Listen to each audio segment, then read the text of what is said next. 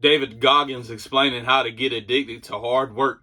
Let's get into it, because everybody knows David Goggins, man. Dude is a next level human. He's one of the best humans to ever live, and that says a lot, because there's been a lot of people on this earth. Let's get into it. You talk about performance without a purpose. Mm-hmm. What's that?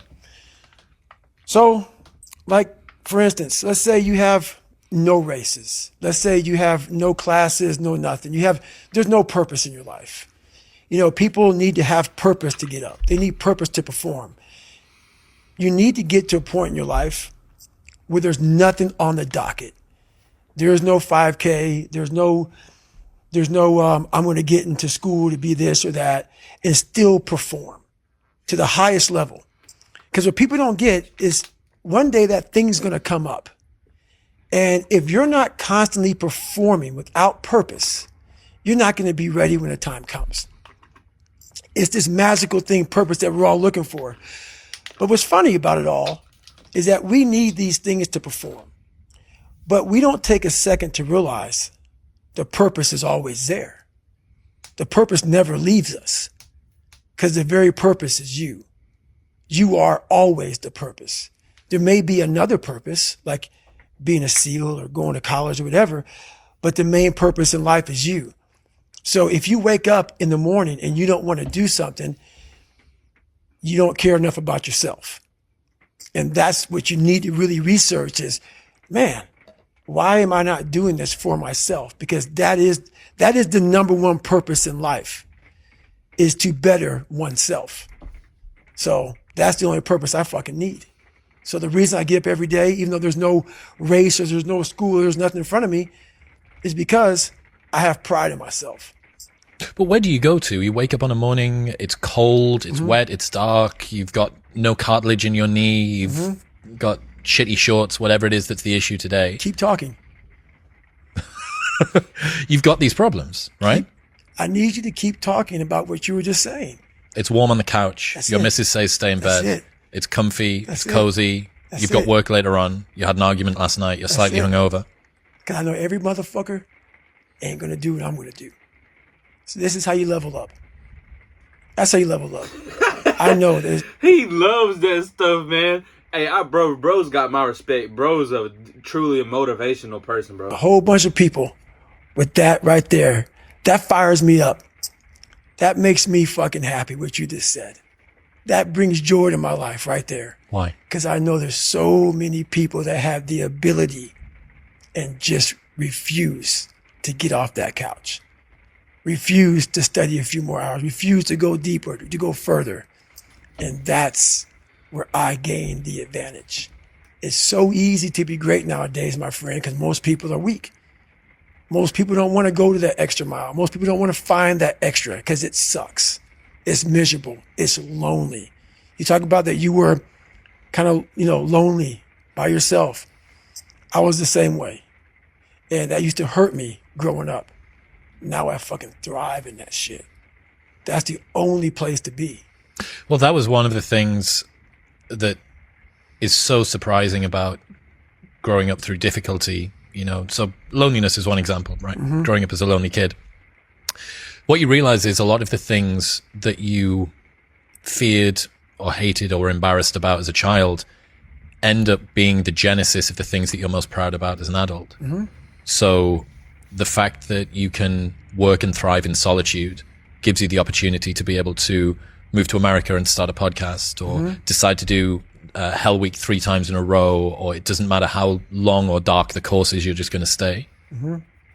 The fact that you were forced to be vigilant and to assess people, to work out what's going on when you became an adult, allows you to detect the vibe and the energy of whoever it is that you're speaking with, and know that this person's someone that I want to hang with and this person's somebody that I don't. Right.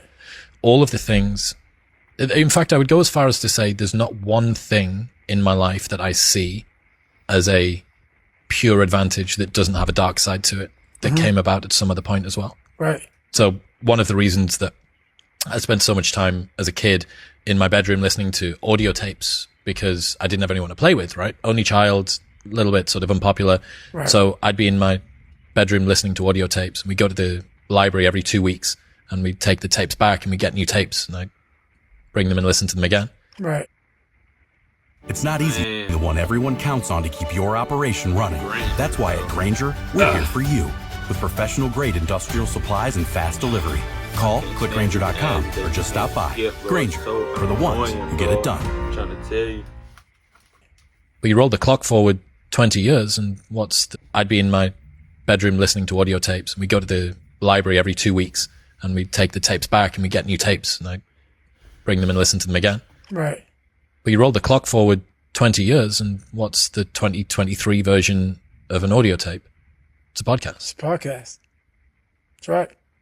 A lot of the things that you love and value in yourself in adulthood are the light side of something that you were ashamed, fearful, disgusted by when you were younger.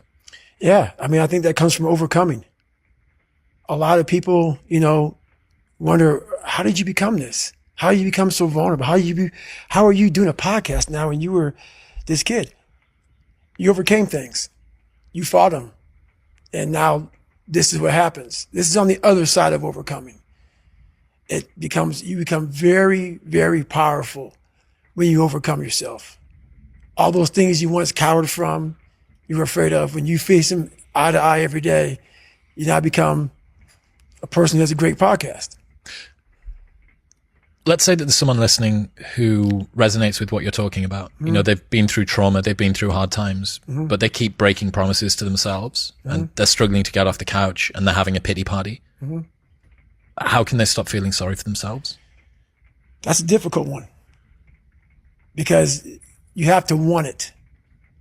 You have to want to be better. And it starts off with, you have to have pride in yourself. You have to have pride in yourself. You have to there's something about you, whether it's your last name, whether it's just the smallest thing. You have to be proud of yourself. And if you have no pride in yourself, I can't give it to you. Because you're always going to compromise. You're always going to fold. Always. I'm very proud of myself. That's why when people said, no way you can do better than Can't Hurt Me. Roger that. We'll fucking see. It's that pride that wakes you up. Now I'm not talking about bad pride. The attention to detail for the human being I want to do. I call this thing, like, I want to be the standard. I want to be that guy. Like, every place I went in the military, there was this ethos about how this place is, how we're going to live, how we're going to represent ourselves. And I walked around and I saw that most people didn't live up to that ethos. Like, if you go to whatever company, they had this mission statement on how we want to run our company. I made one for myself on how I want to be. And that is why, if people can make up a mission statement, an ethos in which they want to live by, and every morning you wake up, you hold yourself accountable to that mission, not a company's, your own. Make up your own mission statement. What do you want to be in life? And once you do that, now you can work with somebody to get better. You can work with yourself to get better. But until you know what you want to stand for, you will always just be sitting down. You'll never stand for anything. What's that quote? If you don't stand for something, you'll fall for everything. That's it. It's a true statement. In the book, you talk about Roger that, there being two types of Roger that. I absolutely adore the second type. Received, orders given, expect results. That's it. So cool. Above and beyond, more than was expected. That's right. To the letter. That's Roger that. That is, for me, what Roger that means. Received, orders given. Yep. Expect results. Expect results. That's right. So fucking dope. That is it. That is it. And when you hear that from somebody who gets it, you know it because you can look in their eyes. You feel that energy, man. It connects immediately. They're out here to get a job done. Roger that. This episode is brought to you by Element. Wow, man, that's amazing. David Goggins, man, he's going down as one of the greats for sure. He's super motivational, man, and I feel like people, even somebody who's super, super lazy, I feel like he could get him off the couch and at least get after it, or he makes you feel that way. Appreciate you guys for watching. Make sure you hit that like and subscribe button. I'm going to catch y'all in the next video. I'm gone.